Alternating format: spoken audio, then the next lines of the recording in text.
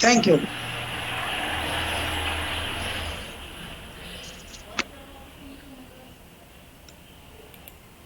नमस्कार, मैं विनीता तिवारी और आप देख रहे हैं जन मीडिया टीवी। इस समय हमारे साथ मौजूद हैं प्रयागराज झांसी के एमएलसी डॉक्टर मान सिंह यादव, जिन्होंने उस स्नातक सीट पर पिछले साल कब्जा किया जिसपे 24 वर्षों से बीजेपी के प्रत्याशी राज कर रहे थे। नमस्कार सर, स्वागत है आपका जन मीडिया टीवी में। नमस्कार, थैंक यू। जैसे कि आपको पता है कि कोरोना काल चल रहा है, तो इस कोरोना काल में आप अपनी तरफ से क्या क्या एफर्ट्स दे रहे हैं लोगों की सहायता करने में। सबसे पहले तो मैं धन्यवाद आपको दे दूं कि बहुत ही गंभीर और ज्वलंत मुद्दे को लेकर के हम आप लोग यहाँ बैठे हुए हैं।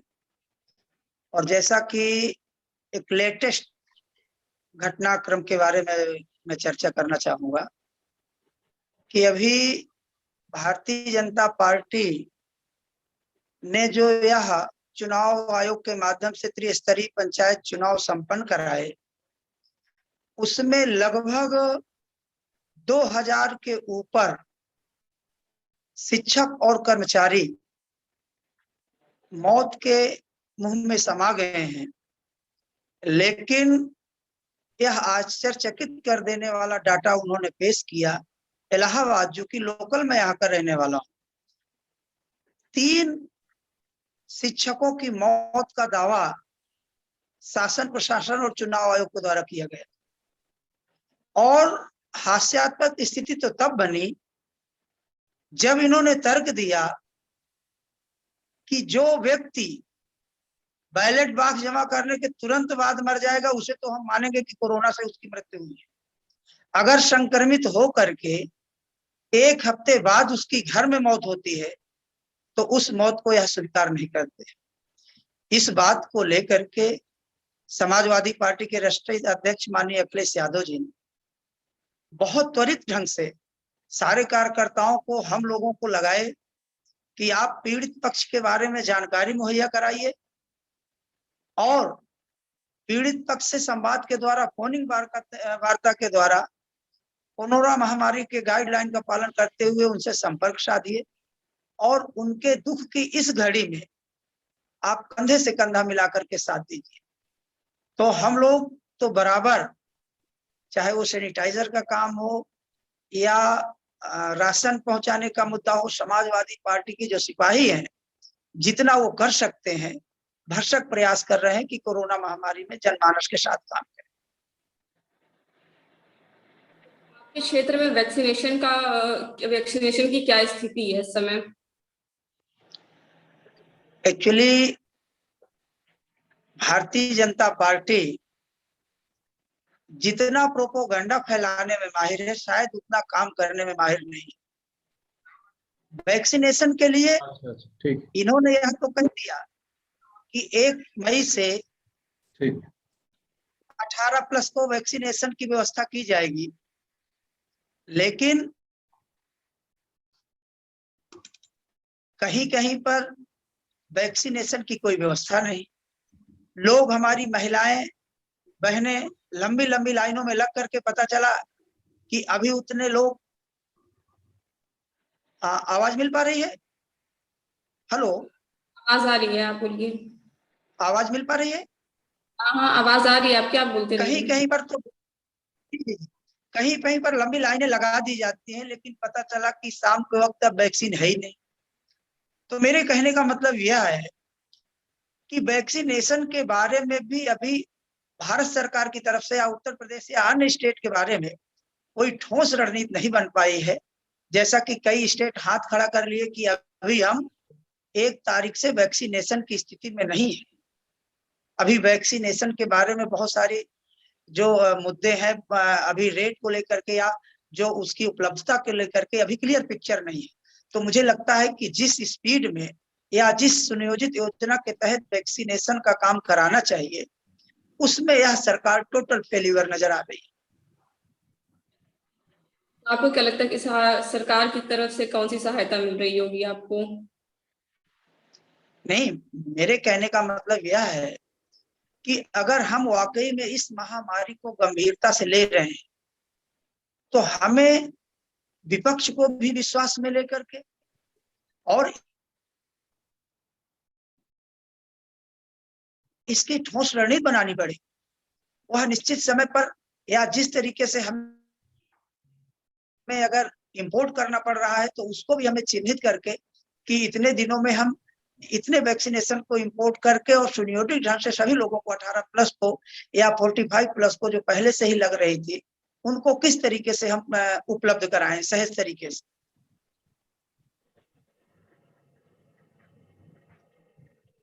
तो आप सरकार जो जितने भी दूसरे शहर बड़े शहर से जो लोग जितने मजदूर थे या जो लोग वहाँ पे नौकरी कर रहे थे वो लोग अब वहाँ पे काम छोड़ करके वापस गांव की तरफ आ रहे हैं वो और जिसकी वजह से वो बेरोजगार हो चुके हैं। तो आप उन लोग के लिए क्या खास कर रहे हैं? देखिए, जो लोग बेरोजगार हो चुके हैं तो निश्चित बात है कि सबसे पहले उनके सामने जो सबसे बड़ी समस्या है वो है जीविकोपार्जन की। कैसे वो अपना, सबसे बड़ी समस्या है कि भोजन कैसे उनको उपलब्ध हो। तो जहां तक हम लोग कार्यकर्ताओं के माध्यम से यह जानने का प्रयास कर रहे हैं कि जो बहुत सारे लोग अपना काम धंधा छोड़ करके आए हैं, पहले तो वो भूखे नहीं मरने चाहिए। और हर स्तर पर समाजवादी पार्टी के राष्ट्रीय अध्यक्ष माननीय अखिलेश यादव जी लगातार यह अपने कार्यकर्ताओं को निर्देश दे रहे हैं कि आप अपने आसपास या जो भी प्रताड़ित व्यक्ति है उससे संपर्क साधिए और देखिए कि वो सबसे पहले तो भूखों तो नहीं मर रहा है। अगर ऐसी स्थिति है, आप अगर उनको भोजन उपलब्ध कराने में सक्षम है तो उपलब्ध कराइए, अन्यथा की स्थिति में आप हमें अवगत कराइए, कहीं ना कहीं से उनकी व्यवस्था माननीय राष्ट्रीय अध्यक्ष भी करें। आप सरकार से हमारी केंद्र सरकार है या राज्य सरकार है, आप उनसे क्या मांग करना चाहेंगे? देखिए, केंद्र और राज्य सरकार से सबसे पहले तो हम यह करना चाहेंगे कि जो हमारे अब देखता हूँ हजारों शिक्षक और लोगों ने मीडिया के माध्यम से बात कर रहा था।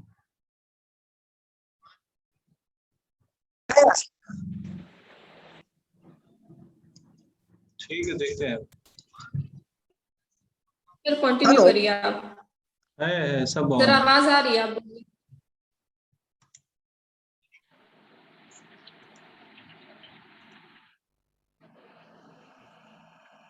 हेलो, सर आपकी आवाज आ रही है, आप बोलिए।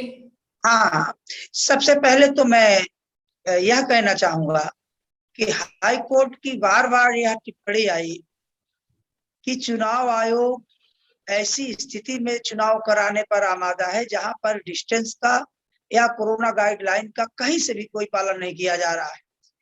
भारतीय जनता पार्टी और चुनाव आयोग के हठधर्मिता के कारण आज हजारों बच्चे अनाथ हो गए और उनके सामने सबसे बड़ा संकट यह है कि उन्होंने अपना अभिभावक तो खोया ही, आज वह जो उनको मुआवजा मिलना है उसके बारे में दिशा भ्रमित है और जो अनुकंपा के आधार पर उनको सरकारी नौकरी का एक वो होना चाहिए, वो उसकी भी कोई श्योरिटी नहीं।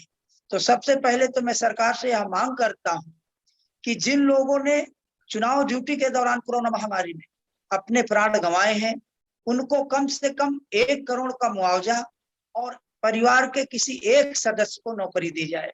इसके अलावा जो वित्त विहीन शिक्षक हैं, जो शिक्षा मित्र हैं, जो बहुत कम पैसे में अपना जीविकोपार्जन चला रहे थे, आज कोरोना महामारी के चलते वो सब बंद कर दिए गए हैं संस्थाएं, उनके घरों पर कोई इंतजाम नहीं है। तो कम से कम सरकार के पास यह डाटा इकट्ठा है कि हमारे वित्त विहीन शिक्षक, शिक्षा मित्र इतनी संख्या में कार्यरत थे, संस्थाएं बंद थी, तो उनको कम से कम 10,000 रुपए प्रति माह की दर से सुविधा दी जाए ताकि उनके बच्चे भूखे न मरे। और जो लोग पलायन करके आए हैं उन लोगों के लिए कम से कम 5,000 रुपए एक सदस्य को मुहैया कराया जाए कि वह अपना जीविकोपार्जन चला सके। हम लोग जब जिंदा बचेंगे तभी राष्ट्र मजबूत होगा, तभी हम आगे सरवाइव कर पाएंगे। तो कोरोना महामारी में सबसे पहले जनमानस को बचाने के लिए भारत सरकार और उत्तर प्रदेश सरकार को पहल करनी चाहिए, इसी की मांग हम कर। तो आप इस जी, कोरोना काल में जो हमारे देश की जनता है, जो भी व्यूवर्स हमारे, आप उनसे क्या बोलना चाहेंगे?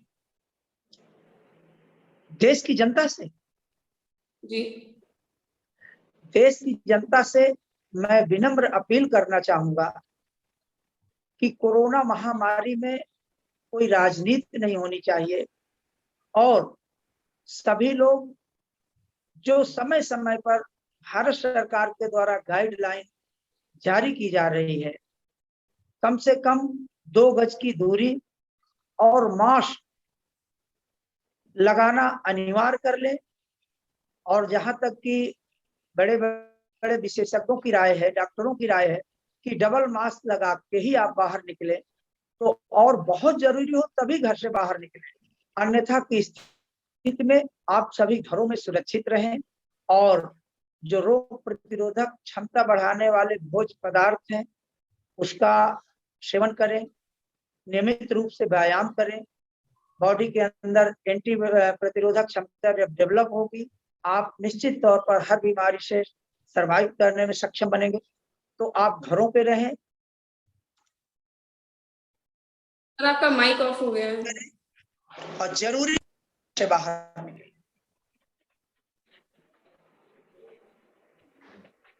जैसे कि आप सभी ने अभी देखा, डॉक्टर मान सिंह जी ने बताया कि सरकार की जो वैक्सीनेशन की फैसिलिटी है, जो सरकार ने वैक्सीनेशन की फैसिलिटी दी है, वो अभी भी उतनी मजबूत नहीं है। काफी लोगों को लंबी लंबी लाइन लगाने के बाद भी शाम में ये पता चलता है कि वैक्सीन खत्म हो गई है, और काफी राज्य ऐसे हैं जहां पे अभी तक 18+ की वैक्सीनेशन शुरू भी नहीं हुई है। और मान सिंह जी का ये भी कहना है कि जो लोग दूसरे शहर से पलायन करके गांव में अपने गांव में वापस लौट रहे हैं, सरकार उनको हर एक आदमी को 5,000 उनके अकाउंट में दे, ताकि वो अपनी अपना जीवन है वो महीने भर का वो गुजार सके, उनको भूखे ना मरना पड़े। और जो लोग भी जो जिन्होंने भी अपने किसी अपने को कोरोना की वजह से खोया है, तो उस परिवार के सदस्य को 1 करोड़ रुपए, साथ ही साथ उस परिवार में कम से कम एक लोग को नौकरी दे।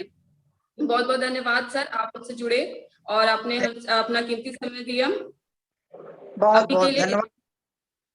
अभी के लिए इतना ही। देखते रहिए जन मीडिया टीवी। थैंक यू, धन्यवाद।